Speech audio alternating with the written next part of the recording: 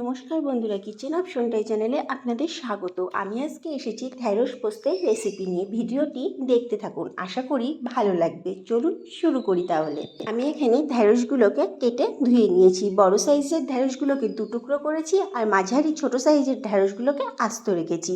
এরপর এখানে আমি 4 চামচ মতো পোস্ত নিয়ে নিয়েছি এবং 2টো কাঁচা লঙ্কা দিয়েছি। এবার মশলাটা আমি পেস্ট করে একটা বাটির মধ্যে ঢেলে নিলাম।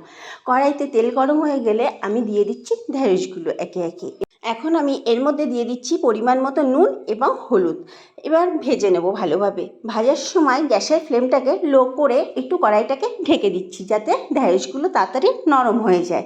এরপর ঢাকনাটা তুলে আবারও আমি 5 থেকে 7 মিনিট ভেজে নিচ্ছি। এখানে আমার ঢ্যাঁড়সগুলো ভালো মতো নরম হয়ে গেছে। এখন আমি তুলে নেব একে একে। একটা বাটির মধ্যে আমি তুলে নিচ্ছি। এখন আমি ওই তেলের মধ্যেই আমি দিয়ে দেব কালো জিরে এবং শুকনো লঙ্কা ফোড়নটাকে একটু ভালো করে ভেজে নিচ্ছি। এখন তেলের মধ্যে বেটে রাখা পোস্তটা দিয়ে দিলাম এবং বাটিটা ধুয়ে একটু জল দিয়ে দিয়েছি। এর মধ্যে পরিমাণ মতো নুন এবং হলুদ দিয়ে মশলাটাকে ভালো করে কষিয়ে নেব। আর দিয়ে দিচ্ছি 1/2 চামচ মতো রেড চিলি পাউডার। এবার ভালো করে মিশিয়ে নিচ্ছি। আর দেব একটু সামান্য চিনি, যেহেতু নিরামিষ রান্না এর জন্য একটু চিনি ব্যবহার করলাম। এখন কড়াইটাকে 5 মিনিটের জন্য ঢেকে দিলাম। দেখুন ঢাকনাটা তুলে কতটা আমার তেল ছেড়ে গেছে। এরপর ভেজে রাখা ঢ্যাঁড়সগুলো আমি পোস্তের মধ্যে দিয়ে আবারও 2 থেকে 3 মিনিট কষিয়ে নেব।